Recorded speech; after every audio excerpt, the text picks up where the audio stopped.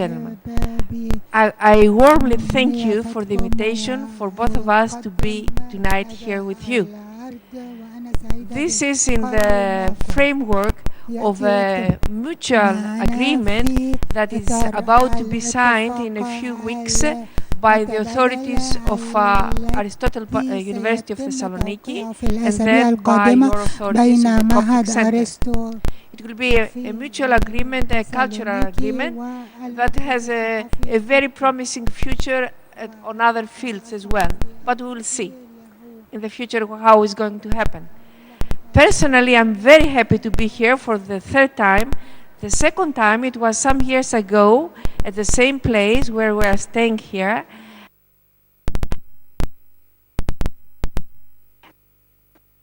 And we were hosted by Abbe Bishoy for the Faith and Order Commission of the World Council of Churches. Therefore, I'm very familiar with you and with your people, but besides the World Council of Churches, I'm very familiar with you because a lot of students are coming to our university to study theology. Either students or future priests or the very archdeacon or even nuns.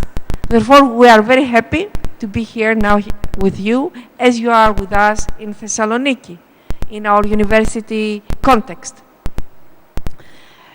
In this process we have of the mutual agreement, I received to come as the first one, as a pioneer, out of my personal interest for homiletics, for you, future priests. Because usually in the Orthodox world, either Oriental or East Orthodox churches, homiletics are not taught in a very modern way. They are taught in a very old-fashioned way. And therefore, I came here to be with you, young or future theologians or priests, to discuss about the challenges of today's world. As a woman, Saedna, as a woman, to teach future priests how to preach. So, for tonight, I chose a special theme that deals with the crisis we experience in the northern part of Mediterranean. You are in the southern part of Mediterranean Sea, and that we experience with the refugees and the persecuted people, and your people in diaspora in Great Britain and in Europe, Central Europe, are aware very much of what happens. Therefore, I will share with you some thoughts about the crisis and the causes of the crisis and the role of the women in the crisis.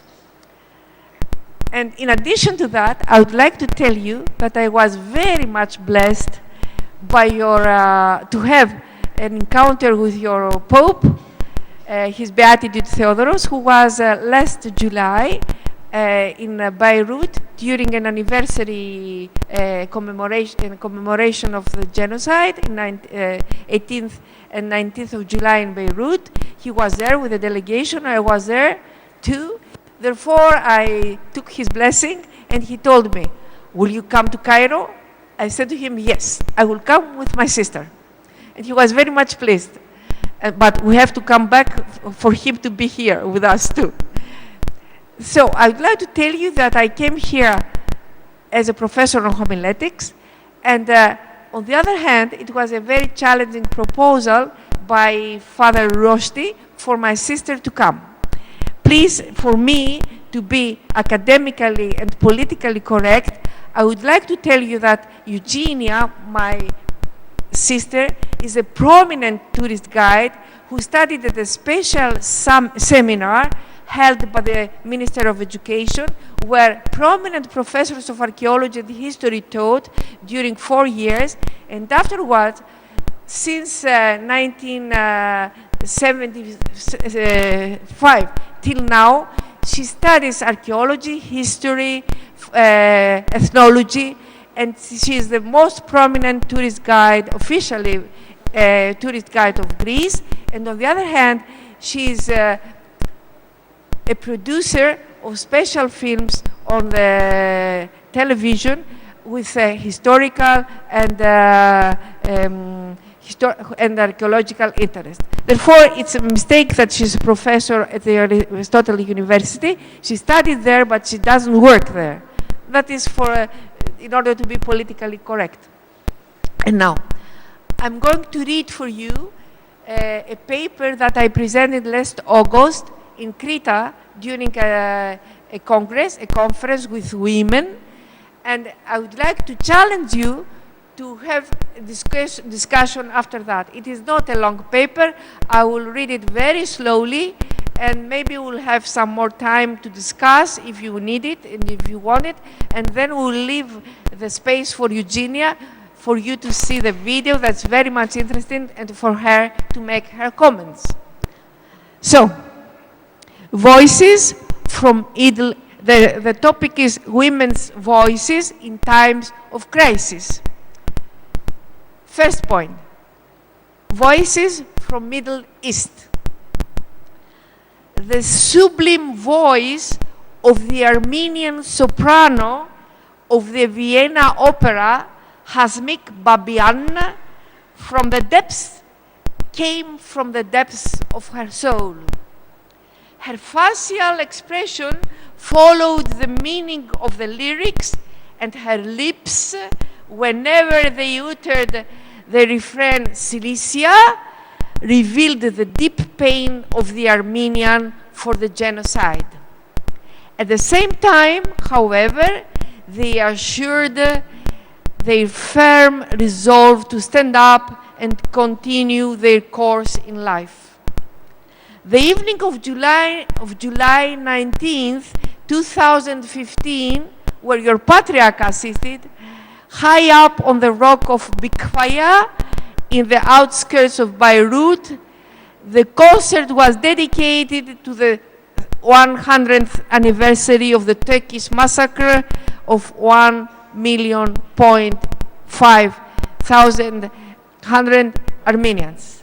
The bright night, the sublime voice of the soprano took many different shades, and when it masterfully elevated, the blowing breeze lifted it higher and seemed to carry it on the neighboring Syria, to the ruins of destroyed cities by the relentless bombing, and to the countless refugee camps. The velvet voice of the joy and sorrow seemed to embrace the grief and despair of Syrian women among the debris of the bombing, and to the throng of crowded refugees camp. There is neither joy nor a drop of hope, only Rachel's inconsolable crying for her children which no longer exist. For many decades, pain and sorrow do not know any end in the Middle East. Recently, the impoverished voices of refugees arriving in European coasts of the Mediterranean spread even into our own continent, into Europe. Voices, women's voices from the Southeast Europe. However, in Europe itself, in its southeast end, a similar lament of women endures for nearly half a century. Since the Turkish invasion of Cyprus in July 1974 until today, black-dressed women seek some 1,500 missing captives. They hold the photo of their loved ones to their chest and drowned in tears ask, "What happened to our people? Where are they? Are they alive? Have they been killed? Have they died from hardships? Can they even find enough of their bones to bury them, to pacify their soul and their dead?" In extreme forms of crisis, the cry of despair in face of devastation is very strong, and it has no gender characteristic. It comes from the deepest part of the human existence to scatter everywhere a shocking why. Why so much hatred and so much absurdity? Why so much analgesia to human life and so much disrespect for human cultural creation?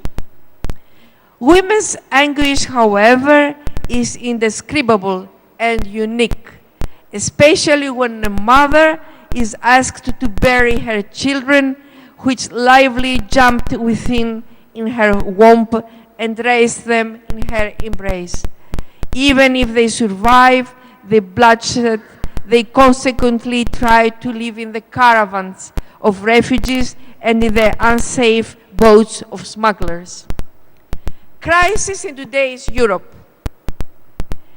Without doubt, prolonged deadly conflicts and the multiple disasters that follow create serious crises, as is currently happening in our southeast borders, in the southeast borders of Europe.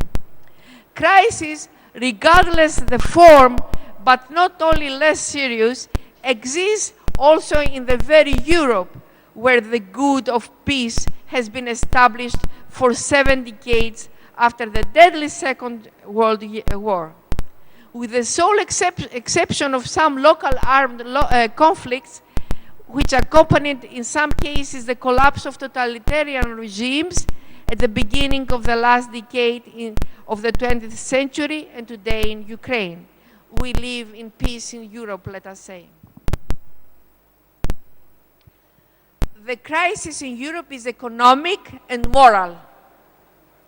The banking crisis that erupted in 2008 in the USA and quickly took proportions of the global financial crisis mainly challenged the southern European countries, where weak economies did not have enough antibodies to resist it.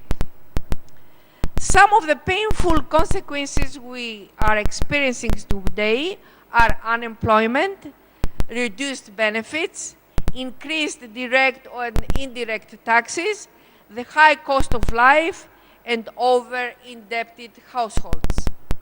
For this reason, in recent years, crowds of citizens in Southern Europe often speak up indignantly.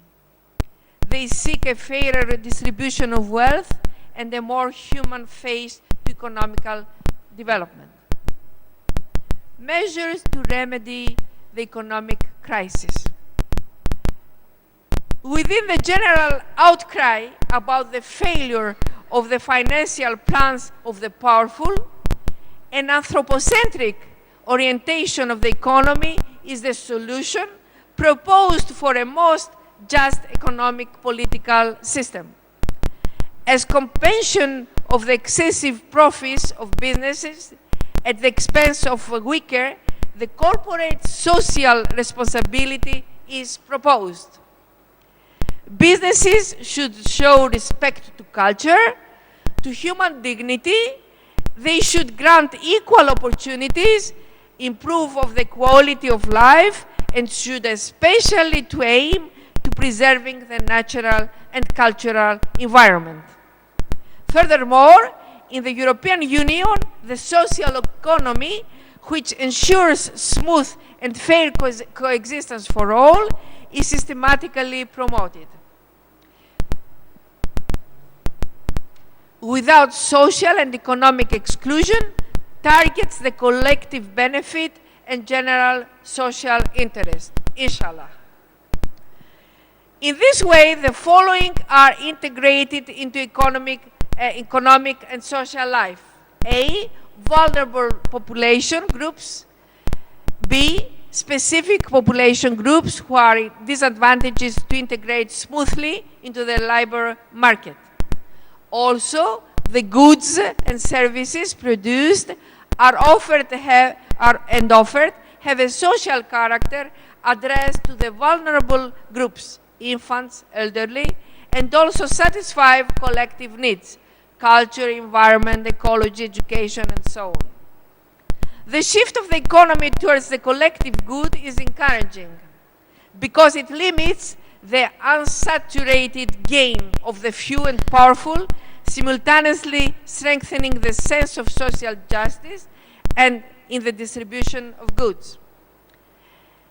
The economic and moral crisis is interlinked in Europe. One feeds the other. Morality, however, comes first. It touches all European countries, adversely affects the choices of citizens, and threatens the cohesion of society. The moral crisis.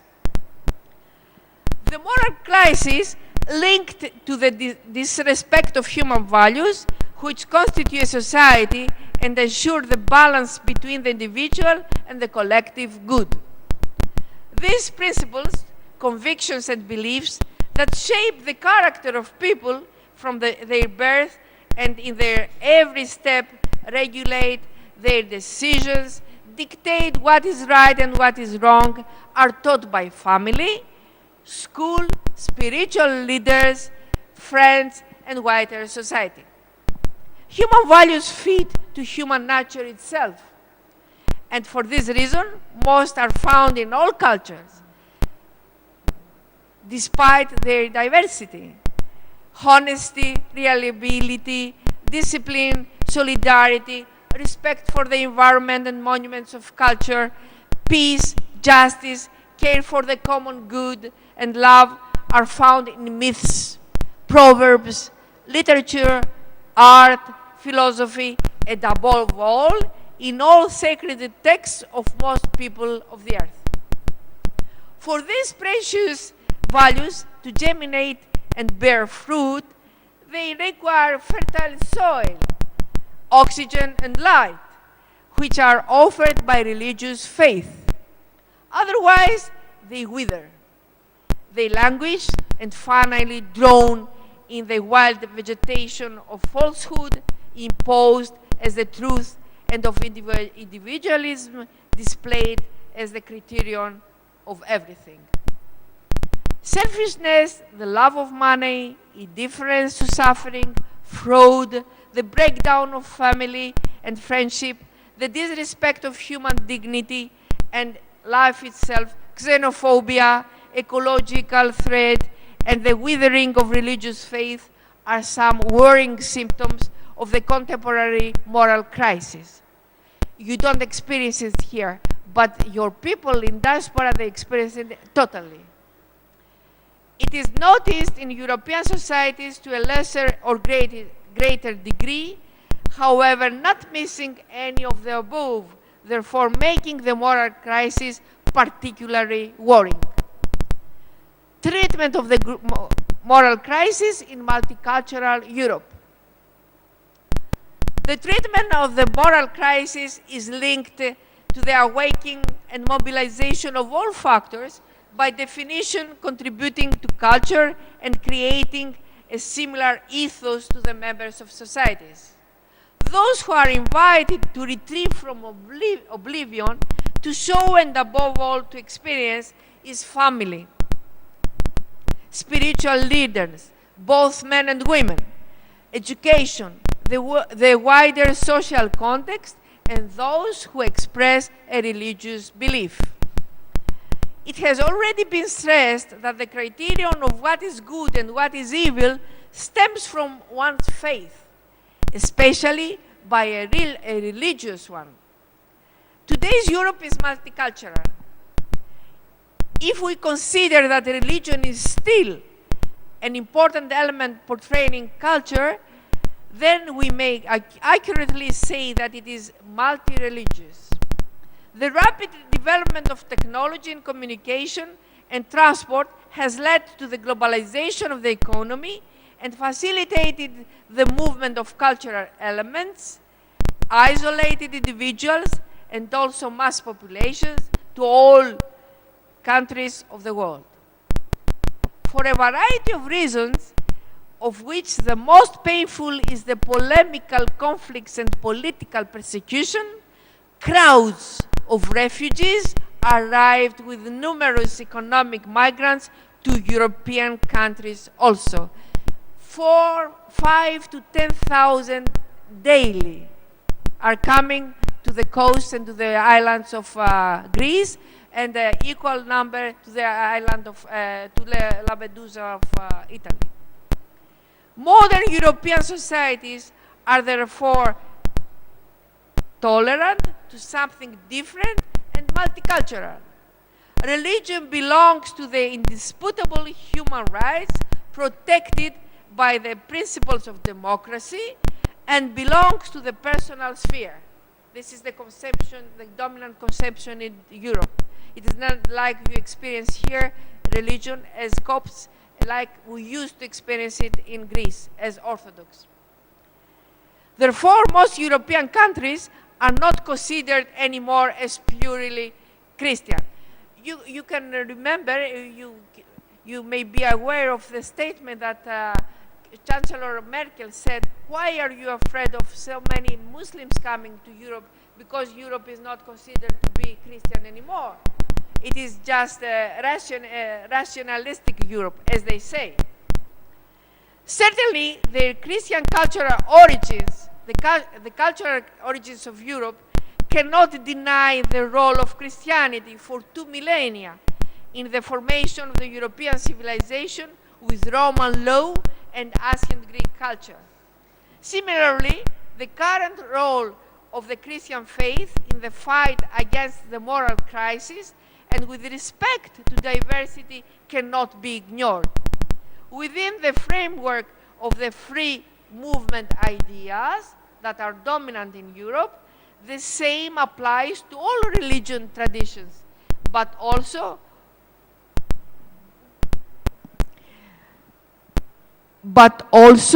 for the thought inspired by humanism.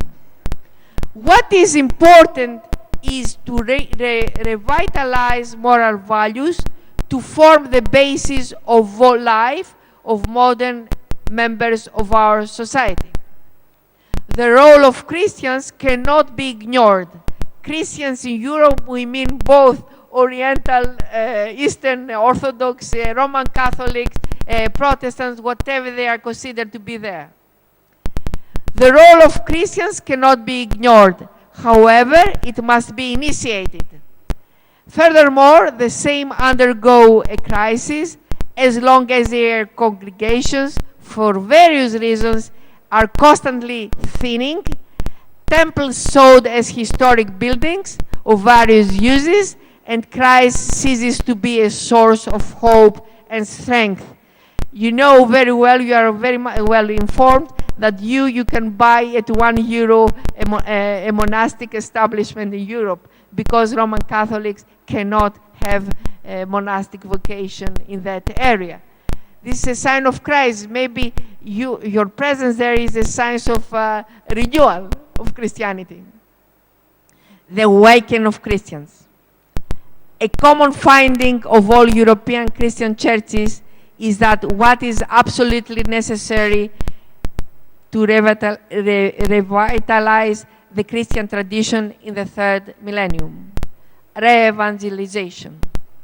More precisely, evangelization may be required if the younger generations of the traditional Christian Europeans do not preserve something that resembles the faith of their ancestors, at least with the proper pastoral approach to be revived. The same either ignore the gospel or they are prejudiced or indifferent to it. Therefore, the well-known question of St. Paul is timely, as is the answer he gives. How will they believe if they don't listen? And how will they listen if someone does not speak to them? Romans 10:14. How will they be convinced if someone does not explain, and especially if they do not show them with their personal witness how the unforced faith in the person of Jesus Christ gives meaning to life and creates moral freedom and responsibility? Christ is clear. The criterion of human behavior stems from one crystal principle.